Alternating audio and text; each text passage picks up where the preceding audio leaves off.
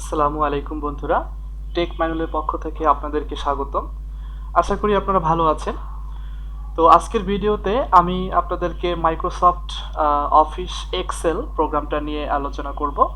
তো বন্ধুরা, আমি মাইক্রোসফট অফিস এক্সেল প্রোগ্রামের ফুল একটা কোর্স আপনাদেরকে শিখাবো। বেসিক থেকে শুরু করে অ্যাডভান্স পর্যন্ত প্রত্যেকটা অপশনের প্রত্যেকটা মেনুর ব্যবহার ইনশাল্লাহ আমি আপনাদেরকে আমার এই টিউটোরিয়ালের মাধ্যমে দেখাবো। তো আশা করব আমার এই ভিডিওগুলো দেখে আপনারা মাইক্রোসফট অফিস এক্সেল প্রোগ্রামের উপরে এক্সপার্ট হবেন। আপনাদের কারো কাছে যেতে হবে না, কিংবা কোনো ট্রেনিং সেন্টারেও আপনাদের প্রশিক্ষণ নিতে হবে না আমার ভিডিওগুলো যদি আপনারা পার্ট বাই পার্ট দেখেন। তো সেক্ষেত্রে আমার প্রতিটা ভিডিও আপনারা আশা করি দেখবেন। যদিও একটা ভিডিওতে আমি আপনাদেরকে এ টু জেড সবগুলো দেখাতে পারবো না, আমি পার্ট বাই পার্ট আপনাদেরকে দেখাবো। তো আজকের ক্লাসে আমরা হচ্ছে মাইক্রোসফট অফিস এক্সেলের একদম বেসিক থেকে শুরু করব, ইন্টারফেস থেকে শুরু করে আমি আপনাদেরকে আজকে দেখাবো। তো পরবর্তী পার্টে হয়তো বা তার পরবর্তী মেনু নিয়ে আমি কাজ করব। তো সেক্ষেত্রে আমি চলে যাচ্ছি মাইক্রোসফট অফিস এক্সেল প্রোগ্রামে।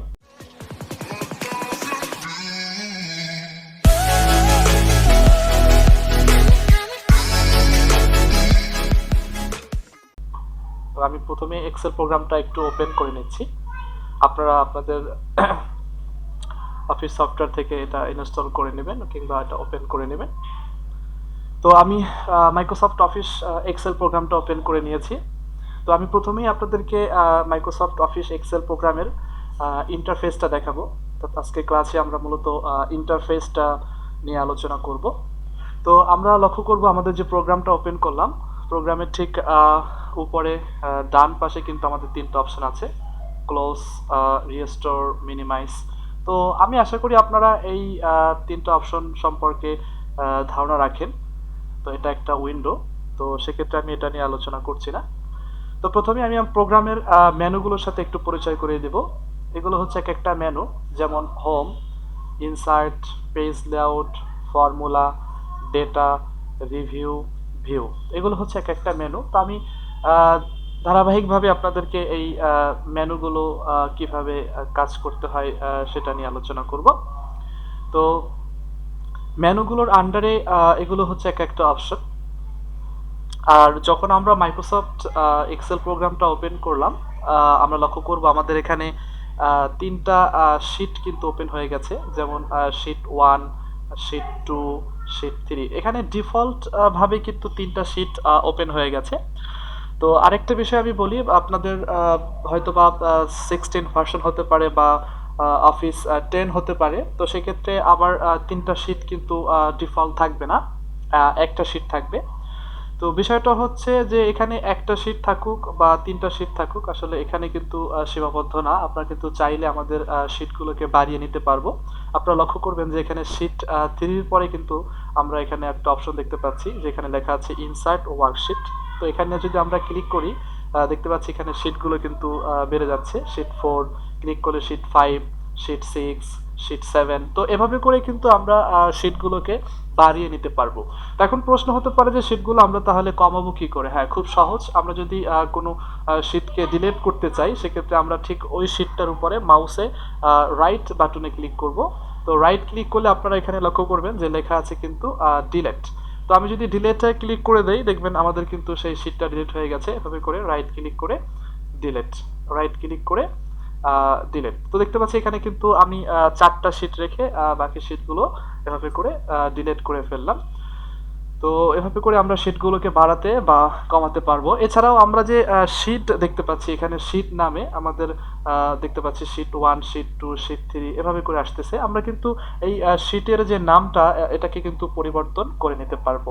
আসলে এখানে আমরা শিট পরিবর্তন করলেও হয়তো বুঝতে পারতেছি না, কারণ এখানে আসলে আমার শিটটা ব্ল্যাঙ্ক থাকার কারণে এটা বোঝা যাচ্ছে না। তো আমি যদি আপনাদেরকে দেখাই যে এখানে কিছু একটা লিখে দেন যদি আমি শিট 4-এ যাই, দেখবেন আমার এই লেখাটা কিন্তু নেই। তো তার মানে হচ্ছে এটা আলাদা একটা শিট। তো যাই হোক, যেটা বলতেছিলাম যে আমাদের এই শিটের যে নামটা, এটা কিন্তু আমরা চাইলেই পরিবর্তন করে নিতে পারবো। যেখানে শিট 4 না হয়ে আপনি আপনার যে শিটটা তৈরি করেছেন বা যে প্রজেক্টটা তৈরি করেছেন সেই প্রজেক্টের নাম আপনি এখানে দিতে পারেন। তো সেক্ষেত্রে যেটা করবেন সেটা হচ্ছে শিট লেখাটার উপরে মাউসের রাইট বাটন ক্লিক করবেন ঠিক একইভাবে, এবং ডিলিটের পরবর্তী অপশনে কিন্তু আমরা দেখতে পাচ্ছি লেখা আছে যে রিনেম। আমরা এই রিনেমে ক্লিক করে দিব, আর রিনেমে ক্লিক করলে দেখবেন আপনার যে শিট লেখাটা ছিল এটা কিন্তু সিলেক্ট হয়ে গেছে। অথবা আপনারা এখানে মাউসে ডাবল ক্লিকও করতে পারেন, তাহলেও কিন্তু আপনার এটা সিলেক্ট হয়ে যাবে। তো তারপরে আমরা যেটা করব সেটা হচ্ছে এখানে এসে লিখে রাখবো, যেমন ধরেন আমি এখানে একটা স্যালারি শিট তৈরি করেছি, সেক্ষেত্রে আমি লিখে রাখবো যে স্যালারি শিট। তো তাহলে দেখেন এখানে কিন্তু আমার শিট 4 এর পরিবর্তে আমি কিন্তু নামটাকে পরিবর্তন করে এখন এখানে লিখে দিলাম স্যালারি শিট। এভাবে করে আপনারা কিন্তু শিট 3 বা শিট 2 যে কোনো শিটকেই কিন্তু আপনারা নামটার পরিবর্তন করতে পারবেন। যেখানে শিট 3 না হয়ে যদি আপনি এখানে লিখতে চান যে আপনার ওভারটাইম শিট, তো সেক্ষেত্রে কি করবেন, রাইট ক্লিক রিনেম, অথবা ডাবল ক্লিক করে রিনেম দিবেন ওভারটাইম শিট। তাহলে দেখতে পাচ্ছেন যে আমি কিন্তু শিটগুলোর নাম পরিবর্তন করে দিচ্ছি। আচ্ছা, এবার লক্ষ্য করি আমরা যে শিটটা দেখতে পাচ্ছি, এখানে আমাদের শিটের ভিতরে আমরা দেখতে পাচ্ছি যে এরকম ভাবে অসংখ্য রো কলাম এবং সেল আছে। তো প্রথমে আমি আপনাদেরকে রো কলামগুলোর সাথে একটু পরিচয় করিয়ে দিব। আমরা সবসময়ের জন্য মনে রাখবো এভাবে করে ভার্টিক্যাল টাইপের যে ঘরগুলো, এগুলো হচ্ছে আমাদের এক একটা কলাম। পুরোটা কিন্তু একটা কলাম, আমি এখানে মার্ক করে দিয়েছি।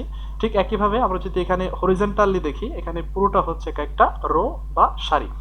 আর এই রো কলাম মিলে আমাদের যে ছোট ছোট ছোট ছোট একটা বক্সের মতো দেখতে পাচ্ছি, এগুলোকে বলা হয় এক একটা সেল। তাহলে আমরা আশা করি চিনতে পেরেছি যে এটা হচ্ছে এক একটা কলাম পুরোটা, আর এটা হচ্ছে পুরোটা একটা রো, আর এদিক থেকে ছোট ছোট ছোট ছোট যে আমাদের অসংখ্য বক্স এখানে আমরা দেখতে পাচ্ছি, এগুলো হচ্ছে এক একটা সেল। আর আমরা উপরে যেটা দেখতে পাচ্ছি, এদিকে দেখেন না যে এ বি সি ডি, তারপরে এদিকে আমরা দেখতে পাচ্ছি যে আমাদের রো এর নাম্বারগুলো এখানে শো করতেছে যে 1 2 3 4। আসলে এটাকে হেডিং বলা হয়, পুরোটা হচ্ছে একটা হেডিং। এই যে এ বি সি ডি এবং 1 2 3 এটা কিন্তু একই সাথে থাকে হেডিং। আর হেডিংয়ে যদি আমরা এরকম ভাবে টি এবং ই যদি এখানে দেখি, এখানে এই দুটা হেড কলামের মাঝে যদি আমরা আমাদের পয়েন্টারটাকে রাখি, তাহলে এরকম ভাবে একটা প্লাস আইকন শো করবে। এই প্লাসটার মাধ্যমে আমরা আমাদের যে কলামের যে সাইজটা আছে সেটা কিন্তু আমরা বড় করে নিতে পারি। অনেক সময় দেখা যায় যে আমাদের এখানে ফিল্ড নেমগুলো একটু বড় হয়ে যাচ্ছে, কিন্তু আমাদের জায়গায় হচ্ছে না। যেমন যদি আমি এখানে লিখি যে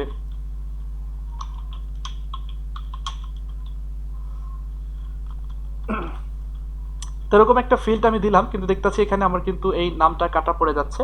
তো সেক্ষেত্রে কি করব, আমরা হেডিং এর উপরে ধরে এরকম একটা প্লাস পাবো, এই প্লাসের সাহায্যে আমরা আমাদের কিন্তু কলামটাকে একটু বড় করে নিতে পারবো। তো একইভাবে আমরা যদি রো এর ক্ষেত্রে আসি, এখানে যে 1 এবং 2 এর মাঝে ধরলে কিন্তু এরকম একটা প্লাস আসে, বা প্রতিটা নাম্বারের মাঝে আমরা যদি পয়েন্টারটা রাখি, তাহলে এরকম একটা প্লাস আইকন আসবে, যার সাহায্যে আমরা আমাদের যে রো এর যে সাইজটা আছে সেটা কিন্তু ছোট বড় করতে পারবো। আচ্ছা, এবার আসি আমরা ডান পাশে যদি তাকাই, এটাই হচ্ছে স্ক্রোল।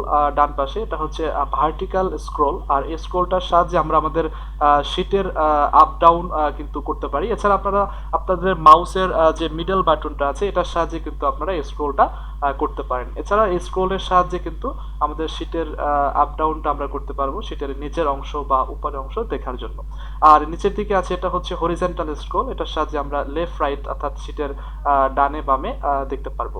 তো আমরা যে শিটটা দেখতে পাচ্ছি, আমাদের এই শিটটার মধ্যে এরকম ভাবে 10,48,576টা এরকম ভাবে শুধু রো আছে। আবার যদি আমরা কলামের হিসাব করতে যাই, তাহলে সেক্ষেত্রে 16,384টা আমাদের কলাম আছে। তো সেক্ষেত্রে বুঝতে পারতেছি যে আমাদের শিটটা অনেক অনেক বড় একটা শিট। তো এত বড় একটা শিট নিয়ে আমরা কাজ করতেছি।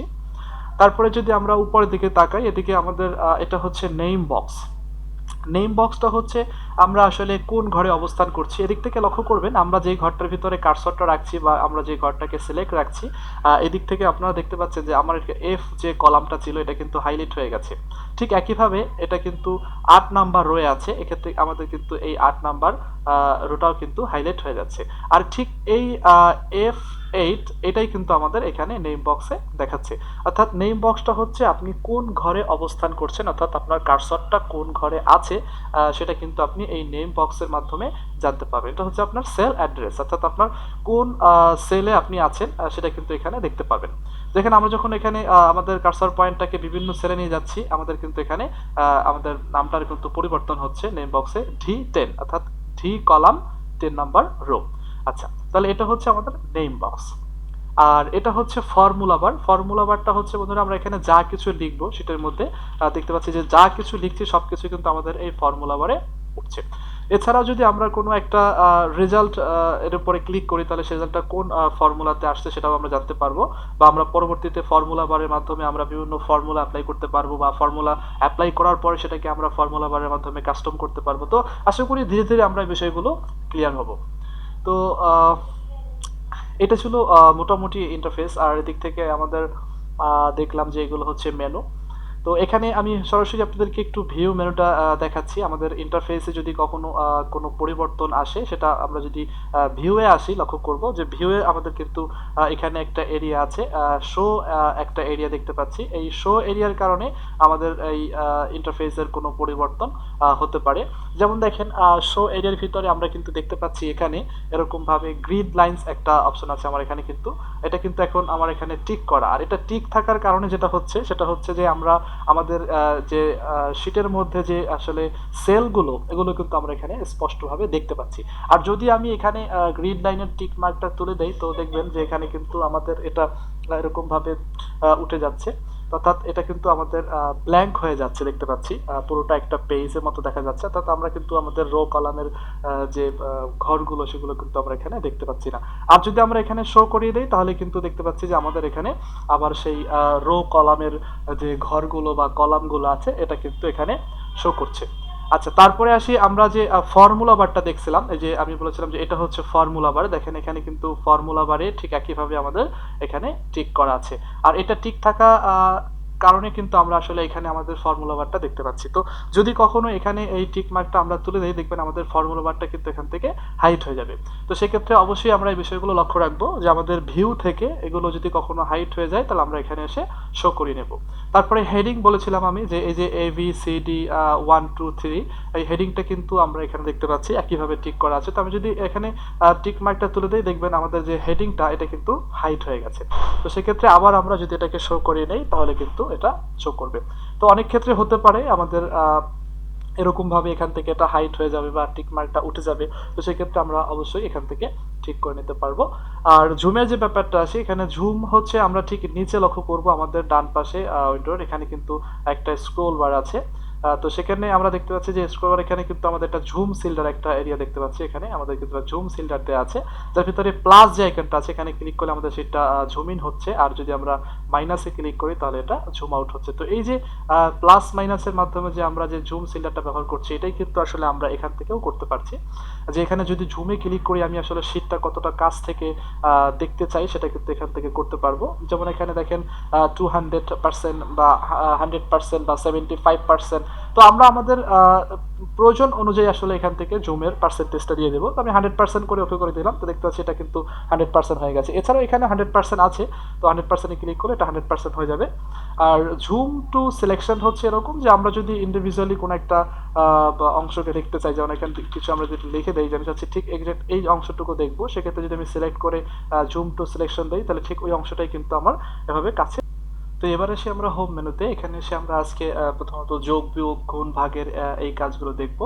তো সেক্ষেত্রে আমরা এখানে প্রথমেই দেখব কিভাবে আমরা যোগ করতে পারি। অর্থাৎ এখানে আমি কিছু প্রোডাক্ট নাম দিলাম, যে product name, mouse, keyboard, RAM, hard disk, total, তারপরে প্রাইসগুলো দিয়ে দিয়েছি এখানে ডান পাশে 500, 250, তারপরে 2000, 2500। তো এখানে আমি চাচ্ছি যে এই টোটাল আমার যে প্রোডাক্টগুলো আছে এটার টোটালটা আমি এখানে আসলে দেখাবো। তো সেক্ষেত্রে আমরা এখানে যেটা করবো সেটা হচ্ছে শুরুতেই এখানে ইকুয়াল দিব। ইকুয়াল দেওয়ার পরে আমরা এখানে যদি ক্লিক করে দেই, যেমন এখানে আমি যদি 500-র উপরে ক্লিক করে দেই, দেন হচ্ছে যোগ 250, যোগ 2000, যোগ তারপরে 2500। দেন হচ্ছে আমরা যদি এখানে এন্টার প্রেস করে দিই, অর্থাৎ আমি প্রথমে ইকুয়াল দিলাম, তারপরে হচ্ছে আমি আমার যে অ্যামাউন্টগুলো আছে প্রোডাক্টের যে প্রাইসটা, এটা কিন্তু আমি এখানে ক্লিক করে সেল নাম্বারটা দেখিয়ে দিয়েছি। তারপর যদি আমি এন্টার প্রেস করে দেখতে পাচ্ছি এখানে কিন্তু আমাদের টোটালটা বের হয়ে গেছে। তো এভাবে করে বের করতে পারি। তো যখন আমাদের প্রোডাক্টগুলো অনেক বেশি হবে তখন কিন্তু এভাবে করে যোগ করতে গেলে আমাদের অনেক সময় বা পরিশ্রম লেগে যাবে। সেক্ষেত্রে আমি এখানে আপনাদেরকে একটা ফর্মুলা দেখাবো। ফর্মুলাটা খুবই সহজ। সেক্ষেত্রে আমরা শুরুতে যেটা করব, ইকুয়াল দিব এবং ইকুয়াল দেওয়ার পরে এখানে লিখবো সাম। তো সাম লেখার পরে এখন আমরা যেটা করব, এটা একটা ওপেন ব্র্যাকেট দিব। ওপেন ব্র্যাকেট দেওয়ার পরে আমাদের প্রথম যে সংখ্যাটা আছে 500, এটা হচ্ছে আমাদের কোন কলামে আছে, এখানে আমরা দেখতে পাচ্ছি এটা ই কলামের 3 নাম্বার রোতে আছে, তো লিখে দিতে হবে E3। তারপরে আমরা একটা ক্লোন দিব। এভাবে ক্লোন দেওয়ার পরে আমাদের সর্বশেষ সংখ্যা আছে 2500, যেটা হচ্ছে 2500। তো আমরা এখানে দেখতে পাচ্ছি এটা ই কলামের 6 নাম্বার রোতে আছে, তো লিখে দেবো E6। তারপরে আমরা হচ্ছে ক্লোজ ব্র্যাকেট দিব, তারপরে এন্টার। তো তাহলে দেখতে পাচ্ছি এখানে টোটালটা বের হয়ে গেছে। আমি আরেকটু সহজ করে দেই আপনাদের, সেক্ষেত্রে আপনারা যেটা করবেন সেটা হচ্ছে শুরুতেই ইকুয়াল দিবেন, ইকুয়াল দিয়ে লিখবেন সাম, তারপরে হচ্ছে ওপেন ব্র্যাকেট, তারপরে হচ্ছে আমরা ঠিক আমাদের যে প্রাইসের যে অ্যামাউন্টগুলো আছে এগুলোকে ড্রাগ করে ঠিক এভাবে করে ধরে নিয়ে আসবো, দেন সিলেক্ট করে আমরা ক্লোজ ব্র্যাকেট দিয়ে তারপরে এসে এন্টার প্রেস করে দেবো। তো এভাবে করেই কিন্তু আমরা খুব সহজেই আমাদের যে যোগফলটা এটা কিন্তু। তো একইভাবে যদি আমরা এখানে পার্সেন্টেজটা দেখাতে চাই, যেমন এখানে আমরা এটার টোটালটার উপরে আমরা ডিসকাউন্ট করব 10%। তো সেক্ষেত্রে আমরা কি করব, এখানে ইকুয়াল দিব, ইকুয়াল দেওয়ার পরে আমরা আমাদের যে টোটাল অ্যামাউন্টটা আছে এটার উপরে ক্লিক করে দিলাম, অর্থাৎ E7 ইন্টু এটার উপর আমরা 10% ডিসকাউন্ট দেবো, তাহলে ইন্টু 10, তারপরে হচ্ছে পার্সেন্ট, দেন এন্টার। তাহলে এটা ডিসকাউন্ট হলো 10%। আচ্ছা, তাহলে আমরা যদি এখানে এসে এবার নেট টোটাল দেখাই, নেট টোটাল। তো নিট টোটাল যদি আমরা দেখাই, তাহলে এখন কি করতে হবে, আমাদের এই টোটাল থেকে আমাদের এই 10% যে ডিসকাউন্ট আছে সেটাকে লেস করে দেখাতে হবে। তাহলে সেক্ষেত্রে কি করতে হবে, আমাদের এখানে একটা বিয়োগ করতে হবে। তো একইভাবে আমরা কি করব, এখানে ইকুয়াল দিব, সমান চিহ্ন দেওয়ার পরে আমরা আমাদের যে টোটাল আছে এটার উপরে ক্লিক করে দিলাম, তারপরে আমরা বিয়োগ চিহ্ন দিলাম, তারপরে এখানে এসে আমরা এরকম ভাবে আমাদের যে ডিসকাউন্টটা আছে এটা ক্লিক করে দিলাম, দেন এন্টার। তাহলে দেখতে পাচ্ছি যে আমাদের এখানে নেট টোটাল চলে আসছে। তাহলে আমরা এখানে যোগ করা দেখলাম, কিভাবে পার্সেন্ট বের করতে হয় সেটা দেখলাম, কিভাবে আমরা বিয়োগ করতে হয় সেটা দেখলাম। তো এইভাবে করে আপনারা প্র্যাকটিস করবেন কাজগুলো, বিভিন্নভাবে আমরা এভাবে যোগ বিয়োগ গুণ ভাগ এটা কিন্তু করতে পারবো। তবে শুরুতেই মনে রাখতে হবে আমরা একটা ইকুয়াল অর্থাৎ সমান চিহ্ন দিয়ে নেব। তো আমরা যদি একইভাবে এখানে অ্যাভারেজটা বের করতে চাই, তো আমি যদি এখানে অ্যাভারেজ বের করে দেখাই, অ্যাভারেজ কিভাবে বের করব, তো আমরা যদি এখানে অ্যাভারেজটা বের করতে চাই ঠিক একইভাবে আমরা সমান চিহ্ন দিলাম। এখন আমরা এখানে অ্যাভারেজ দেখাবো 500 থেকে একদম সর্বশেষ যেটা আছে আমাদের 4725। তো সেক্ষেত্রে আমরা কি করব, লিখবো অ্যাভারেজ, AVGE অ্যাভারেজ, তারপরে ওপেন ব্র্যাকেট। তো আমরা হচ্ছে প্রথম সেলটা থেকে সিলেক্ট করে ক্লোজ ব্র্যাকেট এন্টার, ঠিক আছে। তো অ্যাভারেজটা যদিও এখানে আমার এই রেকর্ডের সাথে যায় না, কিন্তু আমি আপনাদেরকে শুধুমাত্র বোঝানোর জন্য অ্যাভারেজটা বের করে দেখালাম। তো এইভাবে করে আমরা ইচ্ছে মতো করে আমাদের যোগ বিয়োগ গুণ ভাগ এই কাজগুলো কিন্তু খুব সহজেই করতে পারবো। তো আশা করি আপনারা এক্সেলের ইন্টারফেসটা বুঝতে পারছেন। তো আজকের ভিডিওটা আমি আর লম্বা করতে চাচ্ছি না। পরবর্তী ভিডিওতে ইনশাল্লাহ আমি আপনাদেরকে পরবর্তী যে আমাদের যে টুলসগুলো আছে, পরবর্তী যে ফর্মুলাগুলো আছে এইগুলো নিয়ে আলোচনা করব। তো সেক্ষেত্রে আপনারা আমার চ্যানেলটিকে অবশ্যই সাবস্ক্রাইব করে নেবেন। সাবস্ক্রাইব করে নিলে কি হবে, আমার পরবর্তী যে পার্ট আছে এক্সেলের যে দ্বিতীয় যে ক্লাসটা সেটা কিন্তু অবশ্যই আপনারা পেয়ে যাবেন। তো ভালো থাকবেন বন্ধুরা, ধন্যবাদ আমার ভিডিওটা দেখার জন্য। আসসালামু আলাইকুম।